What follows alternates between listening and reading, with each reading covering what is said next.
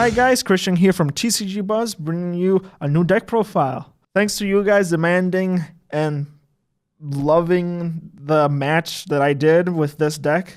You guys were like, Christian, make a deck profile for this. And I'm like, soon.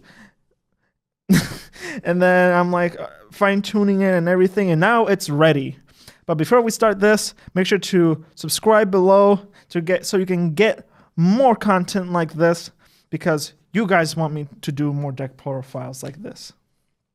All right, now let's get into this deck profile. My buddy here is fake Replica Gemclone. Nice buddy rare coloring right there. Bam, boom, so shiny. All right, off to the size 3s. I run 3 copies of Demonic Battle Demon Zetta.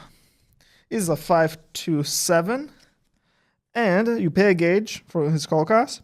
At the beginning of your final phase, you may discard a card from your hand and put this card from your field into the drop zone. If you choose up to 1 impact monster with Zeta and its card name from your deck, impact transform into it by paying its cost. Search your deck for 1 impact monster with Gemclone's card name and add it to your hand and shuffle your deck. Act. Discard this card from your hand and pay a gauge. If you do, put an impact monster from your drop zone into your hand. So basically, we use this guy for a good starting play. You attack for 2, and then go into final phase, go into impact, transform to Zeta, and get a Gemclone.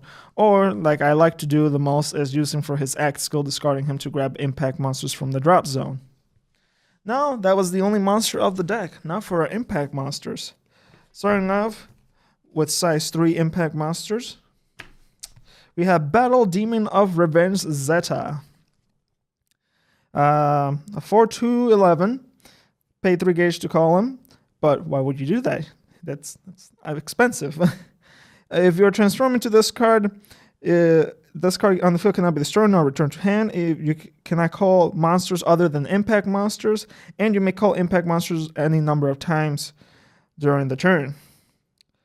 All impact monsters with the Gemclone in their card names on the field cannot be destroyed nor returned to hand by your opponent's card effects. Impact transform for 2 gauge. This card right here has made the deck way more consistent because people cannot screw over your Gemclone anymore. And I feel so great that this card is the thing now. Now for the other size 3 of the deck. I got 4 copies of Abygale Unlimited Death Drain. It's a size 3 impact monster, of course. 7/8. Call cost 3 gauge and destroy 2 Black Dragon on your field. When this card enters the field during the final phase, put out to 10 cards from the top of your opponent's deck into the drop zone, which is the main idea of this deck, milling a lot. When this card attacks, if your opponent has 20 or more cards in his or her drop zone, deal 2 damage to your opponent, and you gain 2 life. And you'll never be paying its actual call cost because we'll be using Gemclone to keep spamming him out. Now, our backup size 3 is this guy, Fake Black Abygale. 5/2/8. Pay 2 gauge and destroy a monster on your field. So if you don't have any more Gemclones, or I should say this guy's on your field, destroy him, call him. All right, that's cool. When an attack of this card destroys your opponent's monster, put the top 3 cards of your opponent's deck into his or her drop zone and deal 3 damage to your opponent, which is nice. You know, you're dealing damage to your opponent and milling them. Also, when this card's attack is nullified, deal 1 damage to your opponent. So you're always giving negatives to your opponent every single time, which is great. That's all of our size 3s of the deck. Now for our size 0 impact monsters, which are the star of the show. I run 3 copies of fake Replica weapon Gemclone. As a 1/0/0, and then if he's in your buddy zone, you can use any impact monsters from any world, which is awesome. Counteract, you can pay a gauge and call an impact monster on top of this card without paying the call cost. So you pay a counter, pay a gauge, and you're like, all right, call this on top, mill 10. And then if you want to, if you have another one, call it, counter, pay a gauge, call another one, mill another 10. You know, you can keep doing that, and it feels so good just to mill your opponent easily. All right, and then here is our next size 0. Gemclone, Wall Replica. He's a 1/0/0 like the first one. And his skill is pretty lengthy in words here. Counter, act, chain call. During your final phase, if this card is in your drop zone and you have an impact monster on your field, pay a life. If you do, put this card from your drop zone into your hand.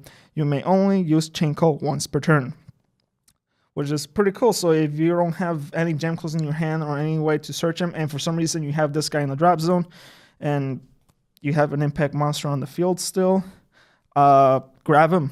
It's a very good card to grab from the drop. Counter, during your final phase, you pay 2 gauge if you do call an impact monster without Gemclone's card name from your hand, while paying call cards on top of this monster. So just like the first one, but just 1 more gauge, and that's probably because you can grab him from the drop zone as a bonus. And our last size 0, Gemclone SD. Pretty cute card, I might say. Is a 1/0/0, just like the other two. Counter, final trance. During your final phase, choose an impact monster without Gemclone and its card name on your drop zone, and you may pay 2 gauge and a life. If you do, call a chosen card on top of this monster without paying its call cost. You may only use final trance once per turn. So now you can call from hand, get this guy from the drop zone, then call. And this one lets you call from the drop zone. So a cool combo that I like doing here, for example, let's just say you call Gemclone.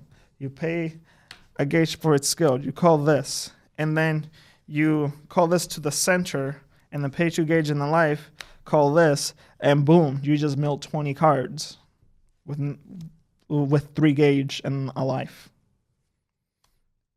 Pretty good combo there. Now for our spells. You know, without spells, this deck can't do anything. All right, I run 4 copies of Armor Talisman Void Hole. Use this card if you're being attacked, pay a life. Counter nullify attack if you have a monster with Zetta and its card name on the field. Put up to 1 impact monster from your drops into your hand, so you can grab your Gemclones, your Abygales, you know, so you can keep doing what the deck's supposed to do, mill your opponent very harshly. Then I run 4 copies of Armor Talisman, 0 damage, so you can only cast this card if you have a Zetta or Gemclone on your field. Next time damage will be dealt to you if this turn is reduced to 0. Yeah, very good card, and that's about it. I like it. Then I run 4 copies of Artificial Talisman 2-draw. So you may only cast this card during the final phase, and if you have a card with Zetta or Gemclone and its card name on your field, you pay a gauge, counter, draw 2 cards. You can only cast this card once per turn. So hey, you can get to draw during your final phase, which is awesome. It's a very good draw card. Now for a card that has made this deck very, very consistent since it came out. Armor Talisman Gain Advantage. You may only cast this card if you have a Zetta and its card name on your field at the beginning of your main phase. Put the top card of your deck into the gauge, and you gain a life. Then put up to 1 non-hero world impact monster from your deck into your hand and shuffle your deck. Then the main phase ends and proceed to final phase. You do not proceed to attack phase. So this card's good in many ways. First off, going from main phase to final phase is good and prevents movers basically from happening. And you get to search your deck for a non-hero world impact monster, i.e. this Abygale right here. This is your main card. And you get an engage in life. All right. Up next, I run 3 copies of Armor Talisman Gauge and Draw. So when you cast this card, you discard a card from your hand, impact monster from your hand, You gain a gauge and draw 2. So I like it. It's a good refreshing card, and it's a nice starting card also.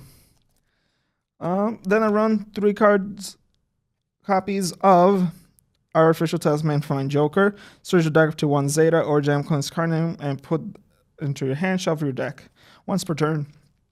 Yeah, just go and search your Gemclones out or your Zeta. It's a good card. Always run it. It's a staple in Zeta decks. I run 3 copies of Artificial Talisman, 3 gauge. So just like the draw 2, you can only cast this card if you have a Zeta or Gemclone on the field. Counter, you gain 3 gauge, and that's amazing. And then everybody loves this card, Hyper Energy. I run 3 copies of it, gain 4 gauge. And that's it. That's the whole deck.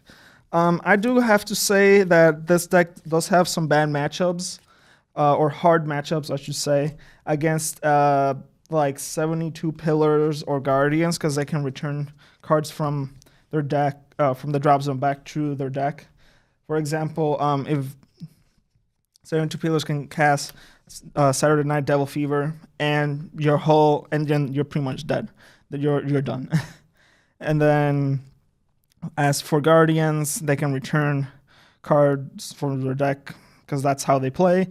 I do have to say also that Gemclone SD gets shut down by a set spell in Darkness Dragon World that I forgot its name, but you guys probably know what it is, because then you can't call stuff from your drop zone. Besides that, this is a very fun deck. I do believe it's pretty decent for competitive play, though the meta right now kind of doesn't say that. You know, there's a lot of multi-attacking cards. Chaos and Thunder Empire are pretty much high up there, always multi-attacking, and really hurts this deck. So if you get to go first with this deck and get your plays out, and you can probably mill, if you get lucky, you can probably mill like 20, 30 cards when you start off. Get a lot of the resources out of the way, which is good. But besides that, thank you for watching this video. Make sure to leave a like, subscribe, comment below, hit the bell to get them notifications. And above all else, stay classy, y'all.